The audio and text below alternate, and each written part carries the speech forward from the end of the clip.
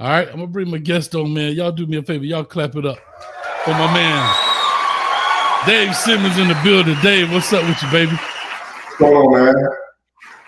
You gotta slap people already early, man. Come on, it's 8:40, man. You slapping people at 8:40 p.m. Man, look here, dog. I woke up yesterday just to slap my gardener. You know why? What's that? Just cause. I feel like slapping today. That's why. I just felt like slapping somebody today. That's all. That's it. But anyway, shout out to my man Dave Simmons, man. We go way back like 4 flats on a Cadillac. Coached together. Made a lot of things here, man. For those that know or maybe don't know, he's the father. I've had him on the show before. And his son actually is the starting quarterback at Ole Miss, Austin Simmons. Shout out to him. Matter of fact, Dave, your son didn't come to Miami. So guess what, brother? I feel like slapping. How you gonna bring your son to the crib? But that's a conversation. It takes two to come to a school now. It's two sides of that. I'm just saying. I believe that right there. We're gonna leave that alone. You know what I'm saying? And don't think Coach ain't got the footage. Don't think Coach ain't got the. Don't think I ain't got the footage. I got it all on tape. I'm just saying. But anyway, shout out to Dave in the building, man. We're gonna sit up here. We're gonna talk a little football here. We've been going through this. I know you're currently coaching as well. You got a younger son. That's gonna be a future Kane. Yeah, they recruited for baseball already. So yeah. All right. So with that being said, we're gonna go ahead and jump into this deal, man. What's going on right now with my Hurricanes? So you thought I was gonna bring up Florida. Why do the Hurricanes look so good, bro? Well, I think from what I've seen, I'm more impressed with the defensive line right now. Okay. The defense is a lot better than it was last year. And so when you build on the side of the offensive line, they win up front. They don't have to cover very long. They're not blowing a lot of blown coverages, and they're a problem. And that William Bain, he's something else, man. He's something else, man. He's tough. He's tough to do. He's tough to block. He's really good. He is. You know, Mesidor came in making plays. I will say this. You saw the good, bad, and ugly, shameless plug. And if you haven't watched it, you know what? I feel like today. Get used to it, because that's what I'm finna do.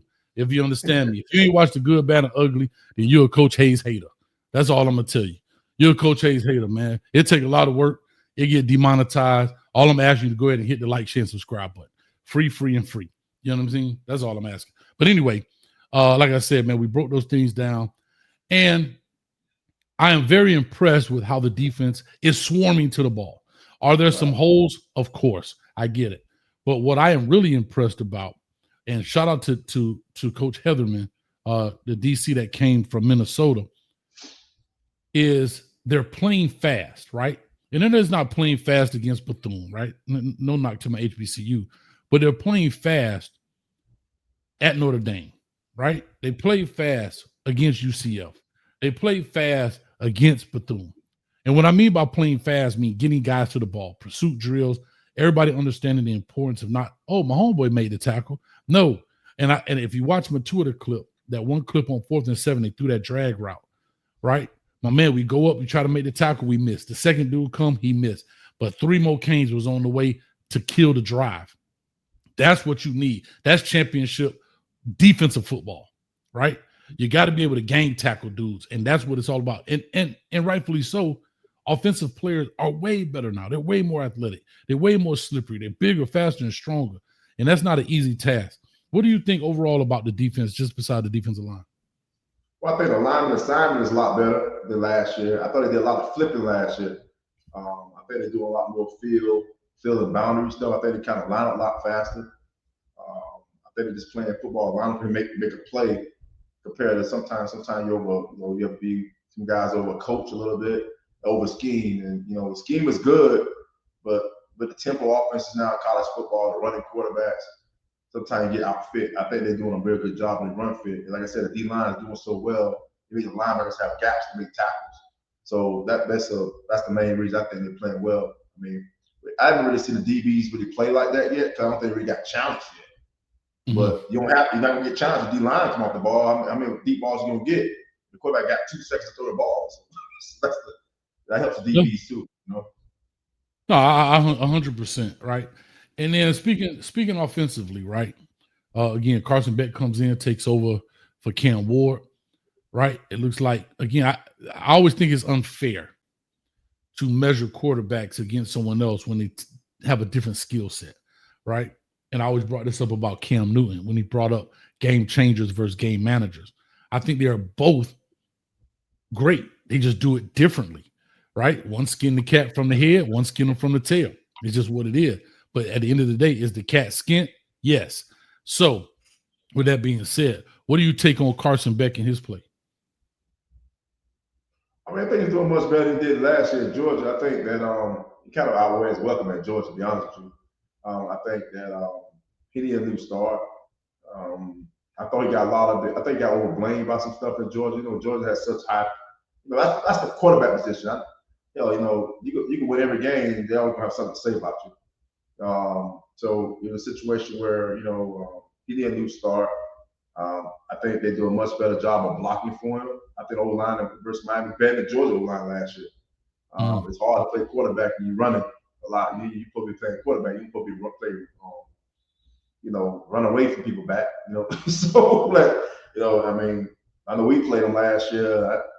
It was rough for him, man. I saw him run a lot of ways lateral, not taking drops, going to the sideline, run away from stuff. So he was great in Georgia. So I think the line is such a big reason why Miami, on both sides of what they're doing. That's a good thing. They doing Mariball doing a good job over line.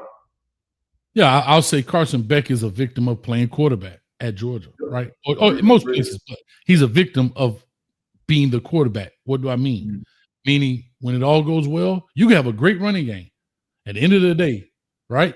They still going to interview the head coach, interview the quarterback, right? Yeah. This is what it is. But on the flip side of that, when it goes bad, the head coach and the quarterback get the blame. So they got to live both sides of that. I mean, like I said, I appreciate Georgia, in my opinion, kind of pushing him out because you look at a guy who had 36 drops, right? 36 drops, lost 3 games in 2 years, and here it is. Everybody talking about the SEC, the toughest conference in the world. Okay, let's just say that's true. A dude with 36 drops that lost 3 games, let's just say 18, that's half of 36. 18 were caught. Maybe those outcomes are different, right? Because drops are not PBUs.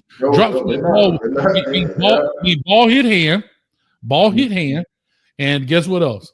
Or ball was in catch radius. So I'm saying that to say he still took them to the conference title, the conference championship, right? Yeah, they won it. And won it. They won it. And won it. Went into Texas and beat it. We got hurt in that game, yeah. Yeah. You got hurt in that game, yep. Mm-hmm. So I'm saying all these things to say, thank you, Georgia. That's all I'm saying. We appreciate your time, effort, and energy. But we're going to take this guy to the mountaintop, and we appreciate it. And the reason I'm bringing this up, I think that's a pure indicator of unrealistic expectations, because I definitely don't believe right now that Gunnar Stockton is the answer for them. And forget Georgia. We don't want to talk about them anymore, but I just want to say thank you for that. I mean, Carson, I know he's from Jacksonville. I guess I think he got a new start, new type of scheme, more vertical passing game when it comes to the wide receiver play. In Georgia, they throw a lot of H-backs and tight ends and a lot of waggle, a lot of movement, but they run the ball so much. So I think it does help him a little bit. He can stretch the defense a little bit more.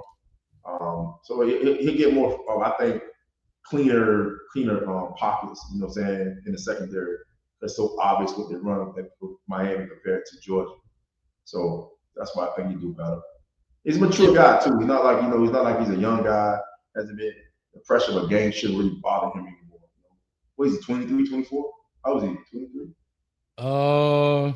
That'd be about 22, 23 minimum. Yeah, somewhere in there. You know what I'm saying? So it's not like it's not like he's a baby. So so you know how to handle the locker room and stuff like that. Like you say, everybody know how quarterbacks go. Quarterback go 450 yards and we lose by 3 points. The quarterback should do 455. So that's what they get compensated for. That's what NIL for quarterbacks is for. You get all the pressure, you get the bad. You get Ray Jenkins 162-333 start saying something bad about you. So Sure. that's You can't win. Right. you really can't win. Yep. You really You can't win in that situation, but that's part of being. That's what you got to do. Take the good with the bad. Right? That go with the territory. It is what it is. Here's what I'll say: our running game, Mark Fletcher, right? We know Jordan Lawler's been out, was kind of dinged up with some injuries, but you see a guy come in, Marty. Oh my God, what's his name? Marty Brown. Marty Brown comes in, definitely picking it up. I would love to see Jordan Lawler in this. And the reason I'm saying that, shout out to Mark Fletcher, great running back doing great things, but I think we need that one extra gear, right?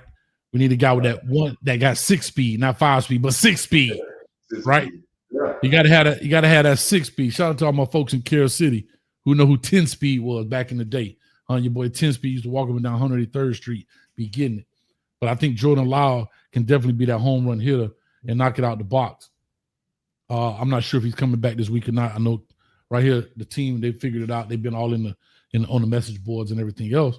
But what do you say about the running back room when it comes to this season?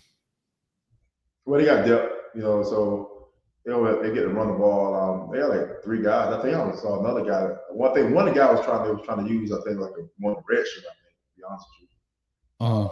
That's the problem. The portal guys understand a little roll of red shirts. And sometimes red shirt not a bad thing to have. We don't use our eligibility for 3 carries, 4 carries a game. Like it's not much. Not common sense, but it's a strong team. It's a good team, man. This might be the better team they had in maybe probably 10 years. I just think that it's got to finish right now. It's got to finish. Well, to your point, right? We got to have some finish in this deal. Last week I was being a real stickler and a stick in the mud when people had doubt about USF. Don't play with us. Don't play with us this year. This goes straight to ball. I thought they might go away. I thought they were gonna beat them like that, to be honest with you. Not like that. Say what? Really, I just thought that game. I thought it'd be a 14-point game. I never thought it'd be a 35-point. I know that didn't. I really did. I thought the style of USF would slow the game down and choose some time possession. I swear for God. I have no problem telling you. Dave, I knew they're gonna beat them. But the blowout like that, it was kind of surprising. Be honest. Dave, you're triggering me. You're triggering me. Dave, I've already said. Listen, I thought the style would keep them in the game a little bit. Real talk. Dave, I've already slapped Candace Parker for saying we wouldn't cover the 17.5-point spread. Right? So Candace Parker, take this. I've already slapped Pat McAfee for saying we wouldn't cover the 17.5-point spread. And today, Dave, you making me what? I feel like slapping I feel like slapping somebody today, Dave. Y'all better stop playing with us, man. Nah, hey, you got it done.